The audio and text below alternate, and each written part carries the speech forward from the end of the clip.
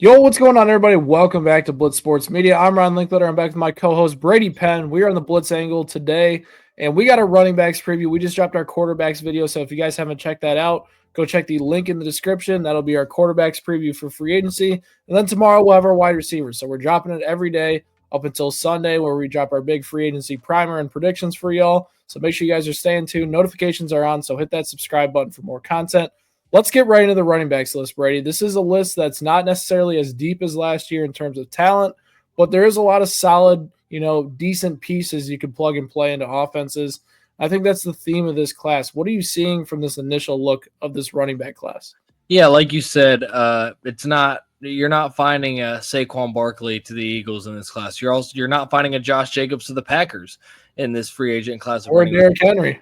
Yeah, exactly. There are some good guys though that I think can contribute to winning teams and that can be on contending teams and make a difference, especially some of these guys at the top. And then there's some guys that have been really good before in the past that may have dealt with some injuries that could bounce back in the right spot. So we'll see.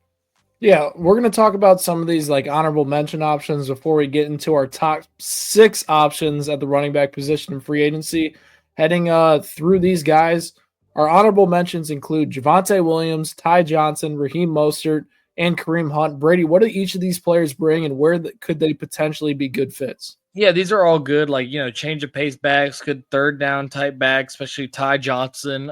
Josh Allen called him the best third down back in the league. He had that great catch against the Denver Broncos, I remember, in the wild card round, and he was a good receiving back for them. Kareem Hunt, he stepped up for the Chiefs big time when Pacheco was out. He showed that he can handle a big workload. He's efficient. He's not explosive anymore, but he is efficient. He gets a good 3 to 5 yards of carry. It feels like not the most explosive or fast running back, though. And then Javonte Williams. I mean, this guy was supposed to become the bell cow in Denver. He kind of got phased out a little bit after tearing his ACL, I think a couple years back. Only 500 yards, I think, this season. Somewhere around there, yeah. But he's probably out of there in Denver. All three of these guys are guys that have proven that they can play well, but aren't necessarily the most high-end talents. For Ty Johnson, I actually think he'll end up staying in Buffalo, but if he does leave to go somewhere else, I think that it could be the Chiefs, honestly, as a pass-catching back, a third down back over there. I could see the Browns as well. Obviously, they won't have Nick Chubb. He's probably gone. Jerome Ford is really the main guy there. Could see Ty Johnson slotting in.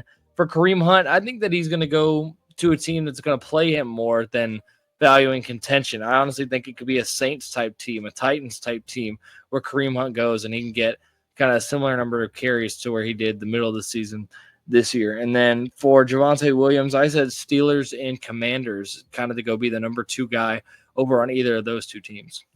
Yeah, it's interesting for sure. There's a lot of these type of running backs mixed in here.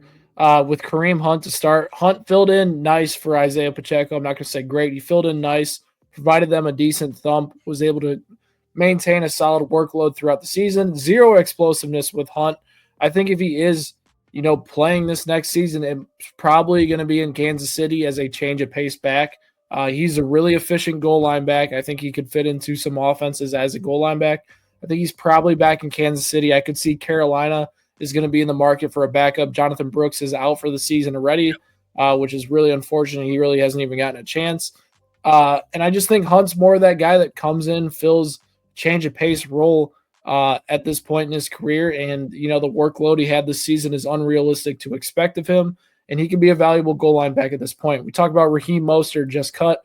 Crazy, man. He's the one of the most random 20 touchdown scorers in NFL history.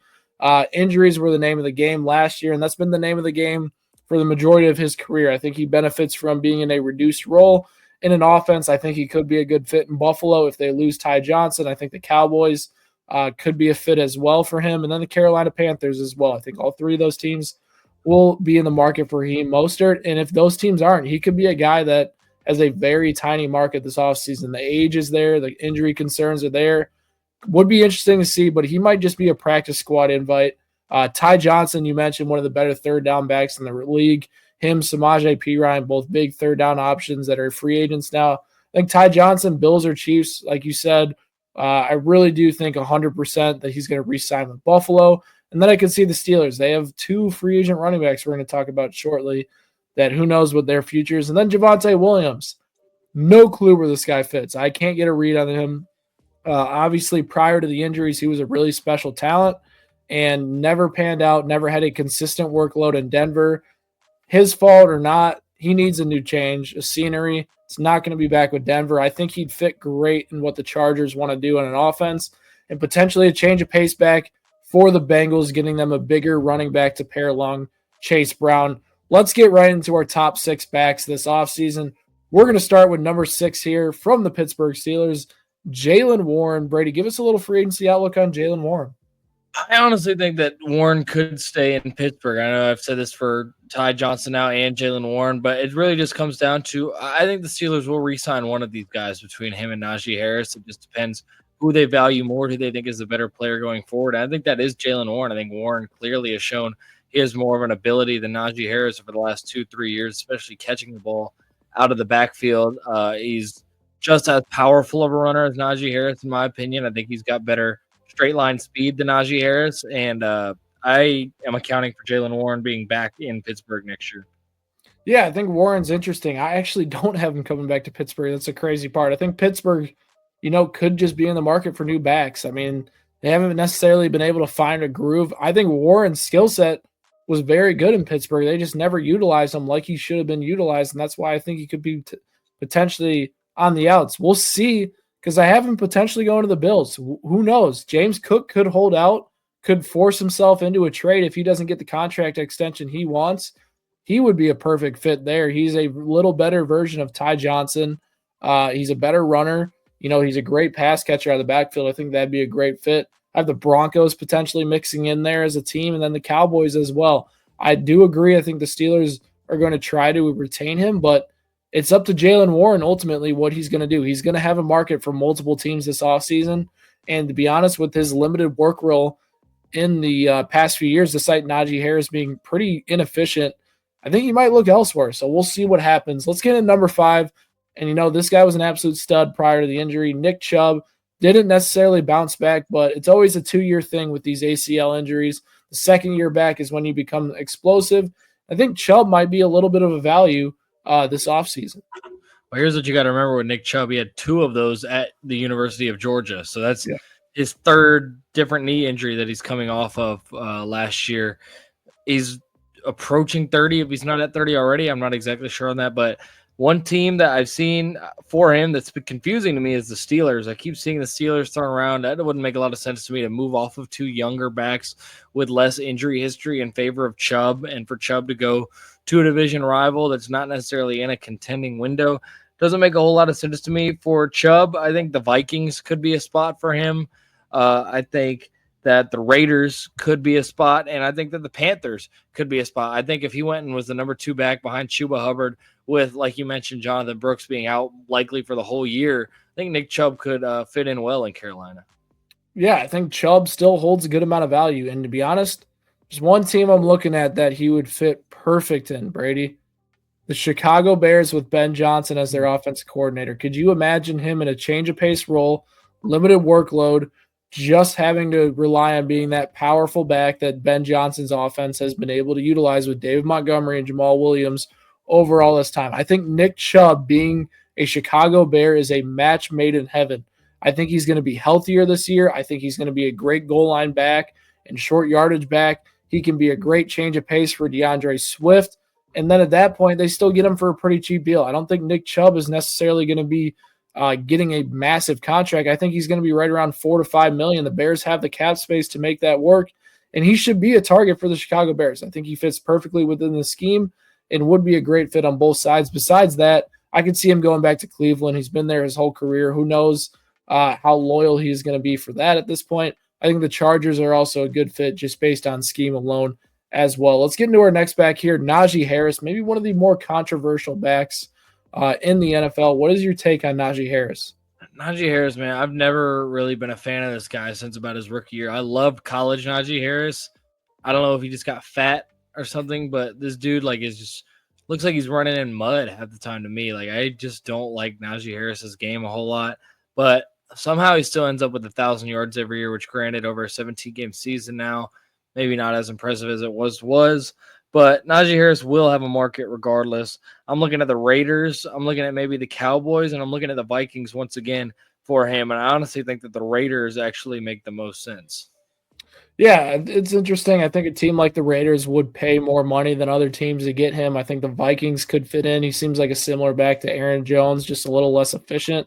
I think the Cowboys will definitely be interested. It just seems like Jerry Jones back written all over him for some weird reason, overpay for a guy that's not very good.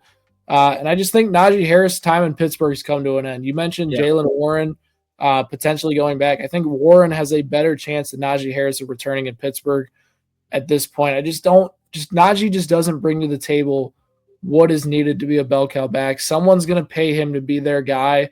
I don't think it's a good choice. I mean, who knows? We could be proven wrong just because he might be behind a better offensive line, might have a different role, but he's just not an explosive player, and that just doesn't look like it's going to translate somewhere else as well. Number 3, Brady, this is my favorite guy in the NFL. You know it. Rico Dowdle, my sleeper of the year. Where is he ending up? Yeah, I don't think he's going to be back in Dallas. And I have 2 teams here. I have the Vikings once again as a potential opening for him, just being in an explosive, high-octane offense there. But I also like the Bengals with a 2-back system with him and Chase Brown as the 1-2 punch there in Cincinnati. Since he has struggled in the run game, they just run out of shotgun all the time at Joe Burrow's request, really, because of how great their pass game is. They're out of the shotgun all the time. And I think that could take some strain off of Chase Brown if they bring in Rico Dowdle and, kind of balance the workload between the two of them. I don't think he's going to be too expensive, even though he had a good year this season. And I think that the Bengals could benefit mightily if they brought him in. Yeah, it'll be interesting. I think Dowdle proved at the end of the year he's a starting running back in this league. And the Cowboys, I think they should retain him. You know, he was a great part and would be a cheaper option than spending a first-round draft pick on a running back, paying one of these guys above him. He would be a cheaper option than that. The Steelers are a team I really look at and I'm be like, that's a nice fit as well. The Bears are a team I'm a little interested in. I think even the Saints could be a team where Alvin Kamara has a reduced role. Rico Dowdle works in as well. I think Dowdle proved that in an offense where, they rely on him as the main guy, 18 to 22 touches under center. They, run with Dowdle between the tackles. He proved he could do that. He had 3 games over 100 yards in his last 5 games. He can do that. And it's interesting to see. Obviously, his value, especially in fantasy football, is going to rely on if he's a lead back or not. But from that perspective, I really hope he does end up as a lead back. We'll see what happens. Getting into our number 2 running back, J.K. Dobbins from the Los Angeles Chargers. Dobbins had a really good season his first year in L.A. Greg Roman and him obviously reunited. Brady, what is your take on Dobbins' outlook this year? Yeah, for Dobbins, it's interesting because he did have a big bounce back year, but also he dealt with injuries once again at different points in this season, and 2 ACL injuries in his NFL career, and then some injury issues this year. I would proceed with caution on J.K. Dobbins, but if he is healthy, obviously he's one of the most talented backs in this class. And for him, I put the Broncos and the Steelers as my 2 teams that I think that are the best fits for him. We talked about the Steelers maybe losing Warren and probably losing Najee Harris, but I think that J.K. Dobbins could be good in that scheme. I think that the Broncos are going to be looking for a number 1 running back as well, and maybe more inclined to pay than the Chargers are. And I think he could stay in LA with the Greg Roman scheme that obviously gave him a lot of carries, but we'll see. Yeah, I mean, he was on the verge of potentially joining the Chiefs last season, so it's not like he's just tied to Greg Roman. This guy could be seeking the most money that he can get, so we'll see where he ends up. I think the Cowboys are going to be in the mix. The Chargers are going to be in the mix for sure. You mentioned the Broncos. That's a team that I haven't really listed much here, but, is definitely in the need for a running back this year. And, it's interesting. I think even the Cardinals could be an interesting play with James Conner getting up there in age. Having a 2-back set with Dobbins and Conner could be interesting. And with Dobbins, man, it's just he has always been a very efficient back, but the injuries are just so concerning to signing him to a long-term deal. I'm not sure a team pays him good money for a long-term deal. The guaranteed money definitely won't be there that he's looking for.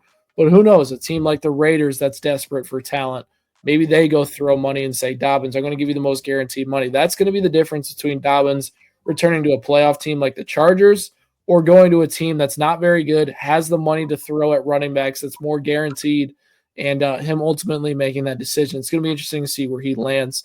And getting into our number one player, it's Aaron Jones, who is coming off of a great season for the Minnesota Vikings. Brady, who is going to be in the market for Jones? From the reports, the Vikings are going to try their best to work something out with him and bring him back around and have him once again. They signed into the 1-year deal last season. Obviously, it worked out really well. Could be losing Darnold, but I think they could bring back Aaron Jones. If he does leave, though, I am thinking either the Cowboys or the Chicago Bears. I remember I mentioned this a couple of weeks ago on the podcast. I think he would be a good fit in Ben Johnson's system, kind of like you mentioned. North merchant, bro. Yeah, I was going to say, he's been two places in the NFC North, and legitimately, I think one thing that could stop him from going to the Bears is the loyalty he's talked about that he's had to Green Bay. Obviously, Green Bay just beats the crap out of the Bears every year, but maybe he sees what they have going on over there with Odunze, with DJ Moore, Caleb Williams, Ben Johnson, and decides that he wants a part of it as he continues his journeyman type of arc. But the Cowboys, I think that's a good fit for him too as well. I think Aaron Jones, he's going to be on a team that's good. He's going to be on a contending team. It's just a matter of if he stays in Minnesota or if he goes to one of these two for me. Yeah, 100%. I think Jones is clearly the best running back in this class. I know Dobbins had a good year, but Jones has always been super efficient, stayed relatively healthy a majority of his career. I think the Vikings were a great fit for him. He would perform very well in Kevin O'Connell's system. I think they'd like to get another really solid running back to pair with him to take the workload off. He's getting up there in age.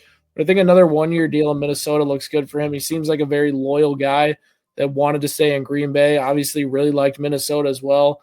I can't see him actively leaving the Vikings unless the offer is that bad. I think the Steelers would pay up for him. I think the Cowboys would pay up for him. I think these running back desperate teams would pay up for him. But I honestly think Aaron Jones wants to be in Minnesota. He fit really well within that system, and that Minnesota team needs a good running back. If they were to lose Jones, it would put a ton of pressure if J.J. McCarthy was their opening day starter and having to completely rely on a passing game without an efficient running game. So it's definitely interesting there. I do think Jones will wind up staying in Minnesota, but that is it for our running back preview, guys. We broke down all these guys that could be big-time impacts on new teams this offseason. Make sure you guys hit that subscribe button for our wide receivers and / tight ends, a.k.a. the pass catchers. So subscribe to that for that content coming tomorrow, and me and Brady will catch you guys next time.